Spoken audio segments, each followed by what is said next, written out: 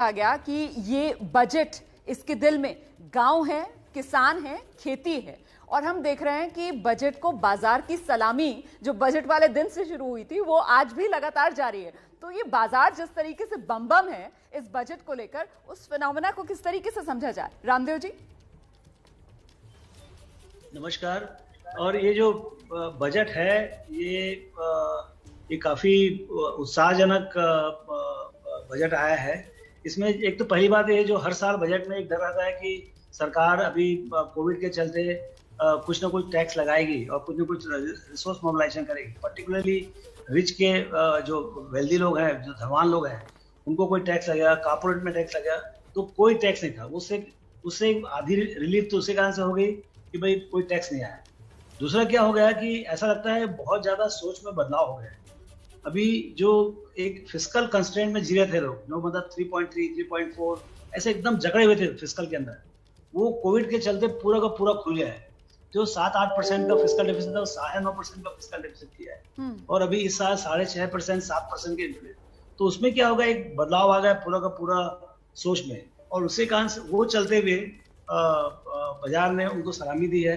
और जो खर्चा जो होने वाला है 34-35 लाख करोड़ का अगले साल भी, और उसके साथ में जो आपकी टैक्स की रिकवरी हो रही है, जो इकोनॉमी रिकवरी हो रही है, उसको देखते हुए ऐसा लगता है कि ये अच्छे समय फाइनली अच्छे समय इकोनॉमी में आने वाला है। ठीक है, प्रदीप जी।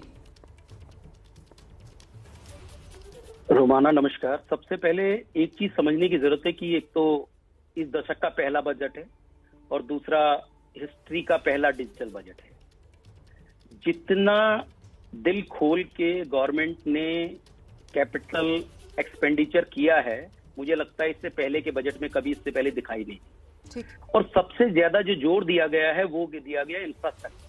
आज किसी भी देश का जो कोर जो रीढ़ है वो है जो उसका इंफ्रास्ट्रक्चर है। अगर आज इंफ्रास्ट्रक्चर डेवलप होगा तो एक तो हर हाथ को काम मिलेगा, एक हर इंडस्ट्री को कहीं ना कहीं डायरेक्टली और इनडायरेक्टली उसका बेनिफिट मिलेगा।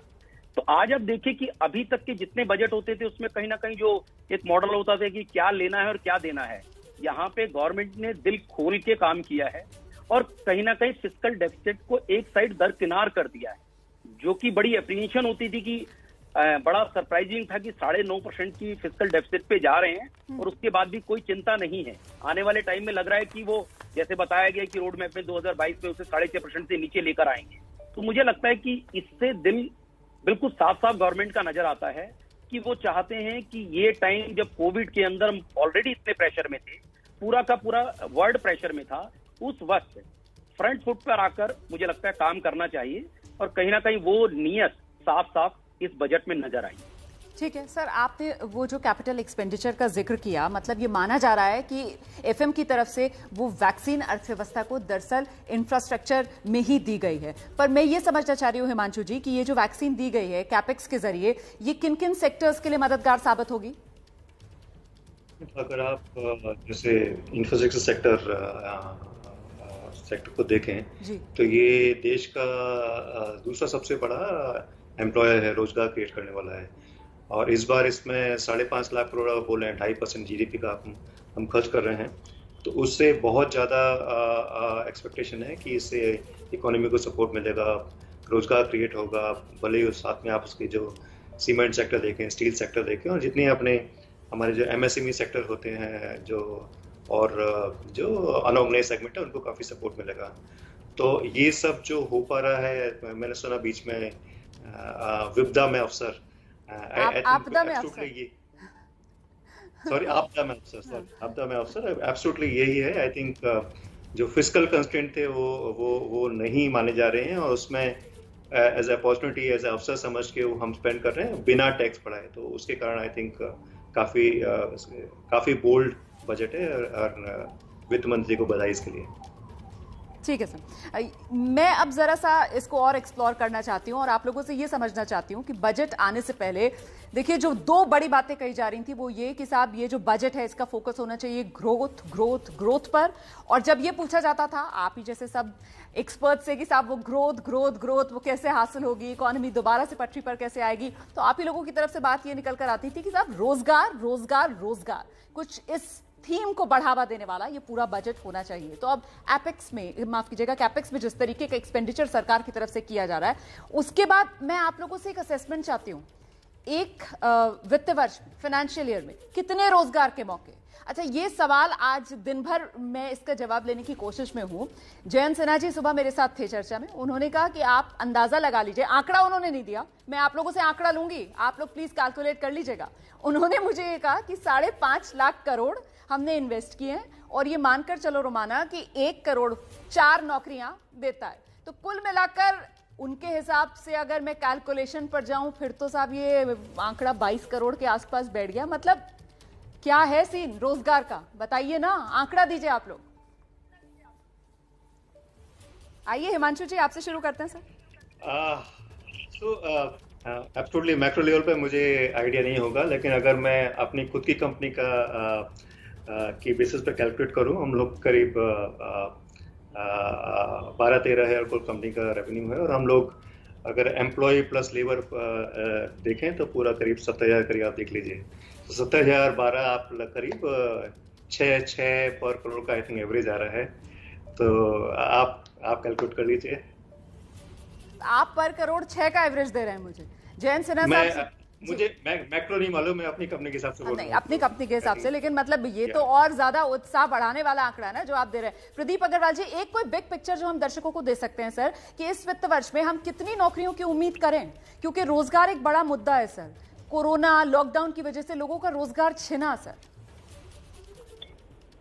रोमाना, रोजगार पैदा करने के लिए ही सारा का सारा बजट नजर आया है। आप देखिए कि इसमें सबसे बेसिक बात समझने की जरूरत है कि जो पैसा इंफ्रास्ट्रक्चर पर खर्च होगा, वो नीचे से जो लेबर तबका है, सबसे ज्यादा पैसा उसके हाथ में जाएगा। और अगर वो जाकर स्पेंड करता है उस पैसे को, तो जो पूरी की पूरी इकोनॉमी है वो कहीं ना कहीं ड्राइव होनी शुरू होती है। जब वो पैसा जाके बाजार में खर्च कर रहा है, तो आप समझिए कि एक वो चीज खरीद रहा है, उनसे कहीं ना कहीं हर इंडस्ट्री कहीं ना कहीं डायरेक्टली इनडायरेक्टली रन कर रही है। तो आप एक एंगल देख सकते हैं कि सिर्फ रोजगार का, कि रोजगार कितने मिलेंगे। मुझे लगता है उस रोजगार के बाद कितने रोजगार जनरेट होंगे, वो भी एक क्वांटम बहुत बड़ा है। और शायद जो नंबर आपको नहीं, आप जो बात समझा रहे हैं सर, दरअसल वो रोजगार तो महत्वपूर्ण इसीलिए ना कि अर्थव्यवस्था का वो जो चक्का जाम है उसे घुमाने के लिए लोगों की जेब में पैसा चाहिए।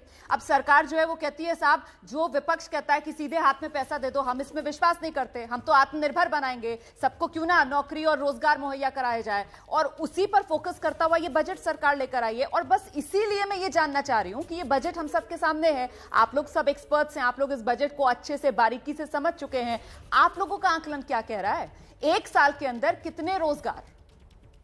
प्रदीप जी देखिए, अगर आप किसी नंबर्स की बात करेंगे तो मुझे लगता है वो मेरे लिए थोड़ा सा डिफिकल्ट होगा बताना। लेकिन मैं ये कह सकता हूं कि अभी तक के जितने भी फाइनेंशियल ईयर आपके निकले हैं पिछले, अगर 5 से 6 बजट के, तो मुझे लगता है ये सबसे बड़ा एक रोजगार का साल हो सकता है।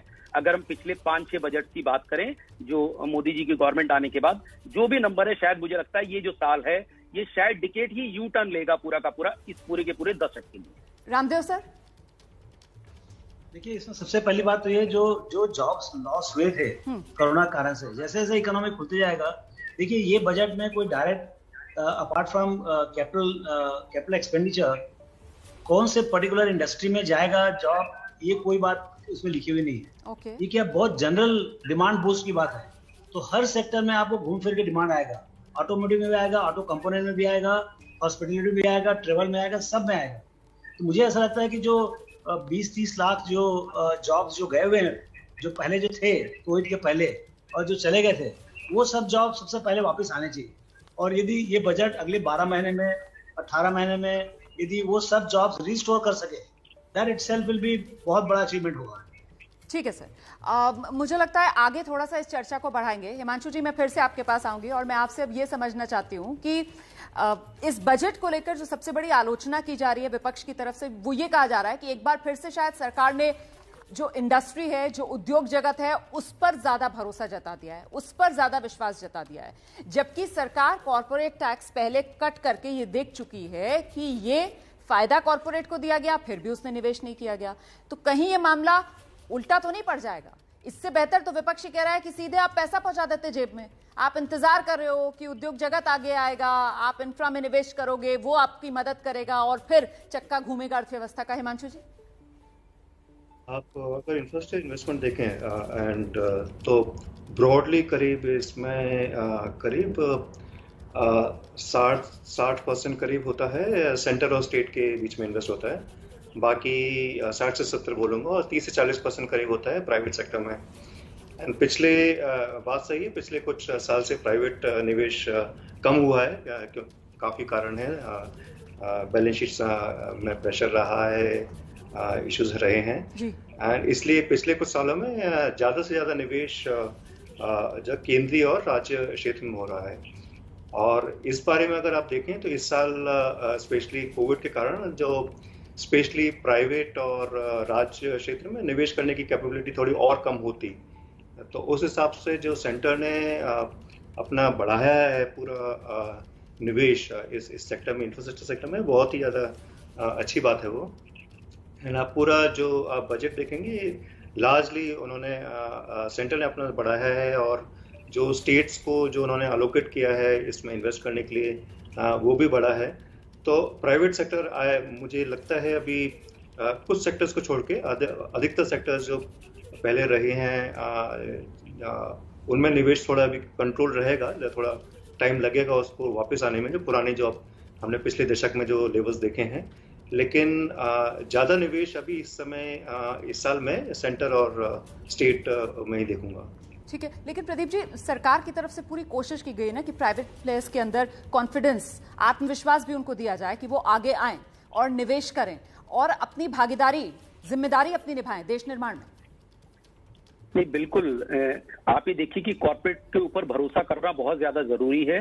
और अगर आप देखें तो कुछ चीजें ऐसी है, जैसे इंश्योरेंस के अंदर जो 49% से 74% में जो इन्वेस्टमेंट का इन्होंने फॉरेन इन्वेस्टमेंट को अलाउ किया है, इससे क्या होगा कि जो इन्वेस्टमेंट्स हैं वो बाहर से बहुत ज्यादा आएंगी, क्योंकि बहुत लोग वेट कर रहे हैं। आज इंडिया जो है वो अपॉर्चुनिटीज का हब है, जहां पूरे वर्ल्ड की सबसे ज्यादा पॉपुलेशन रहती है, यानी सेकंड लार्जेस्ट पॉपुलेशन रहती है। तो यहाँ पे जो अपॉर्चुनिटीज के मौके बहुत ज्यादा हैं। तो ऐसे में जितने भी फॉरेन इन्वेस्टर है वो चाहते हैं कि अपना पैसा इंडिया में लगाया जाए। लेकिन जितना जो भी चीजें स्टेप आज गवर्नमेंट ने ले रही है, चाहे वो आईपीओ है LIC का, वो प्लान कर रहे हैं कि 2021-22 में उसे भी पब्लिक करने जा रहे हैं। तो ये सारी चीजें बिल्कुल क्लियर इंडिकेशन है कि जो कॉर्पोरेट है उसको स्ट्रेंथन करना है, ज्यादा से ज्यादा निवेश भारत में आए, ऐसे मौके बनाने। तो रामदेव सर, फिर अब ये भी जानना दिलचस्प रहेगा कि इन हालात के अंदर सेंसेक्स इसी तरीके से उसकी बल्ले बल्ले देखने के लिए मिलेगी, यहां से और कहां जा सकता है सेंसेक्स? देखिए, सेंसेक्स करीब आप पीछे हिस्ट्री देखें तो करीब 15% के हिसाब से बढ़ता है हर साल। तो हर 5 साल में डबल होता है, लेकिन कोई साल 15% नहीं बढ़ता। कभी 100% बढ़ता है, तो कभी 70-80% बढ़ता है, तो कभी 30-40% गिर जाता है। तो ऐसे यदि आप एक साल के लिए पूछेंगे, किसी को नहीं मालूम।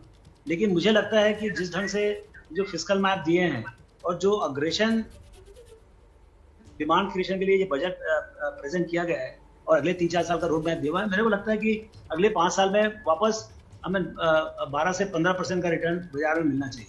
ठीक है सर, लेकिन आप ही से मेरा एक और सवाल ये भी है कि एक नॉर्मल जो डिबेट वो दुनिया भर में चल रही है कि साहब ये जो शेयर बाजार के अंदर एक बूम सा देखा जा रहा है और इसका जो रियल इकोनॉमी है उससे एक तरीके का डिस्कनेक्ट है। जो आप फंडामेंटल्स देखिए कंपनियों के और उनके वैल्यूएशंस देखिए, तो इस बहस पे आपका नजरिया क्या है? देखिए, आपका जो ये ऑब्जर्वेशन एकदम सही है जी। अभी 2-3 साल में जो सेंट्रल बैंक ने जो इतने ज्यादा लिक्विडिटी रिलीज किया है, ये जो पहले 9/11 हुआ था, उसके बाद फिर GFC हुआ 2008 में, और अब ये जो कोविड के चलते जो 10-12 ट्रिलियन डॉलर का जो रिलीज हुआ है लिक्विडिटी का, उसके चलते यूएस में, यूरोप में, पूरे विश्वव्यापी बहुत ज्यादा बाजार में उछाल है। और वो एक्चुअली फंडामेंटल्स तो काफी खराब है और बाजार में ऑप्टिमिज्म बहुत ज्यादा है। हाँ। वो है पैसे के चलते, लिक्विडिटी के चलते।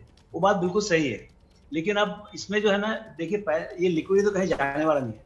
अभी तो ऐसा लिक्विडिटी और बिल्डअप हो रहा है जैसे जैसे अमेरिका के कोविड के प्रॉब्लम्स चालू रहेंगे। तो अब ये एक डेंजर है पूरे बाजार के लिए, सिर्फ अमेरिका के लिए नहीं, हम लोग के लिए भी है। यदि अमेरिका में ज्यादा प्रॉब्लम हुआ बाजार में तो यहाँ भी होगा। तो ये एक डेंजर तो है बाजार में कि आपका जो बढ़ता हुआ बाजार है 4-6 महीना बढ़ेगा, फिर बहुत जोर से गिर सकता है यदि वो लिक्विडिटी वापस लिए। तो इस खतरे को देखते हुए निवेशकों के लिए आपकी सलाह क्या होगी सर? एक तो पहली बात, आप स्पेकुलेशन ना करें। मतलब आप जो उतना ही खरीदें जितना घर में हो। जैसे आपके पास 10 लाख रुपए है तो आप 10 लाख रुपए का ही खरीदें। आप स्पेकुलेशन करेंगे 10 लाख के ऊपर आप 30 लाख 40 लाख के शेयर खरीदेंगे लालच में, तो हो सकता है कि आपको पूरा 10 लाख से हाथ धोना पड़े। लेकिन 10 लाख का शेयर खरीदेंगे, मान लो 12-13 लाख हुआ और वापस गिर के 7-8 हो गया, तो ठीक है। मतलब आगे पीछे ये देश की उन्नति होगी, 6-8% का जीडीपी ग्रोथ होगा, आपका करेक्शन होगा। लेकिन फिर जैसे ही करेक्शन खत्म होगा फिर वापस बढ़ के 15-20 लाख जैसा हो जाएगा। तो मेरे ख्याल से यदि आप 5 साल का पेशेंस रखेंगे तो आपका 10 लाख का 20 लाख होने का चांस है। लेकिन यदि आप बोलेंगे कि नहीं मेरे को तो 6 महीने के लिए आना है या 1 साल के लिए आना है, तो वो बहुत डेंजरस है और वो उस 6 महीना 12 महीने के लिए बाजार में आने की जरूरत नहीं। I think you should avoid. Long term vision के साथ अगर आप बाजार में आ रहे हैं तो आपका बाजार में स्वागत है, वरना आए तो वो जिस तरीके से कहते हैं ना कि सवारी जो है वो अपने सामान के लिए खुद जिम्मेदार है, वही नसीहत इस वक्त रामदेव अग्रवाल साहब दे रहे हैं। अच्छा, जल्दी से चलते चलते, समय मेरे पास बहुत कम है, अगर आप लोग इस बजट को 10 में से मार्क्स दे पाए, कितने मार्क्स देंगे? और वो $5 ट्रिलियन इकोनॉमी 2024 तक, वो टारगेट आपको लग रहा है अचीवेबल है या फिर वो थोड़ा सा और आगे एक्सटेंड करना पड़ेगा? आप लोगों का असेसमेंट क्या करता है? बहुत ही संक्षेप में हिमांशु जी आपसे शुरू कर देती हूँ sir.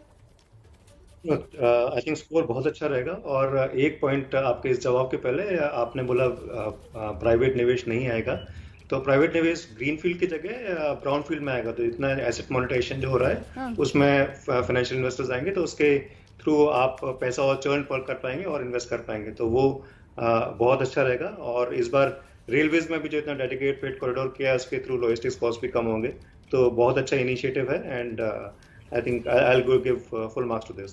10 out of 10। Himanshu ji. Pradeep ji. Romana, मेरा ये एडवाइस रहेगा जो भी व्यूवर्स हैं आपके उनके लिए, कि रियल एस्टेट एक पिछले 5 से 7 साल से जो प्राइजेस हैं उसमें अप नहीं हुए हैं, तो जो एक इन्वेस्टमेंट का वे है वो रियल एस्टेट मुझे लगता है आगे 2-4 साल में बहुत ज्यादा बेहतर रिटर्न देने वाला है compare to other asset class. अच्छा, तो आप सीधे रामदेव जी को यहाँ पर आप उनको सीधा चैलेंज दे रहे हैं। रामदेव सर आइए जल्दी से। मैं उनको चैलेंज नहीं दे रहा, मेरा सिर्फ इतना एडवाइस है कि क्योंकि कोई भी मार्केट, सर वो तो गारंटी दे रहे हैं 5 साल में तो डबल होकर ही रहेगा, वो तो गारंटी दे रहे हैं 5 साल का। वो मुझे लगता है शायद रियल एस्टेट का परफॉर्मेंस शायद उसके कंपैरिजन में ज्यादा बेटर होगा, क्योंकि वो ऑलरेडी 5 से 7 साल से वहां पे प्राइस इंक्रीज नहीं हुई। चले फिंगर्स क्रॉस, क्योंकि अल्टीमेटली देश को, इकोनॉमी को हमारी फायदा होगा। रामदेव सर। हाँ जी, 10 में से कितने नंबर सर? और वो 2024 तक $5 ट्रिलियन इकोनॉमी, सपना साकार होगा हमारा? मैं बहुत ज्यादा मार्क्स दूंगा, करीब 8-9 मार्क्स दूंगा आउट ऑफ 10। दूसरा ये कि ये $5 ट्रिलियन इकोनॉमी का जो जर्नी है डेफिनेटली 24 में हो ना हो ये तो डिफिकल्ट है, क्योंकि रुपये डॉलर की पैरिटी के ऊपर भी है। यदि इंडियन इकोनॉमी बहुत स्ट्रांग हुआ तो रुपया भी 72 से सुधर के यदि 65 हो गया तो पक्का हो जाएगा, नहीं तो फिर 1 आध साल और लगेगा। बहुत बहुत धन्यवाद, थैंक यू सो मच सभी एक्सपर्ट्स का इस बजट को लेकर चर्चा में हमारे साथ शामिल होने के लिए।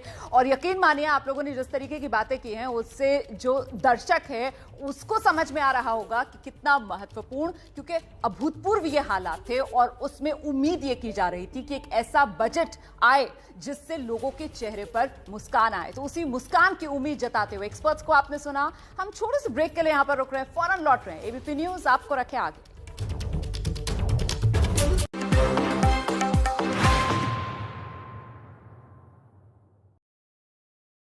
जन मन धन को प्रेजेंटेड बाय LIC हर पल आपके साथ। को powered by Duraguard cement Nuvoco product. टंकी मतलब top line, a product of top line industries.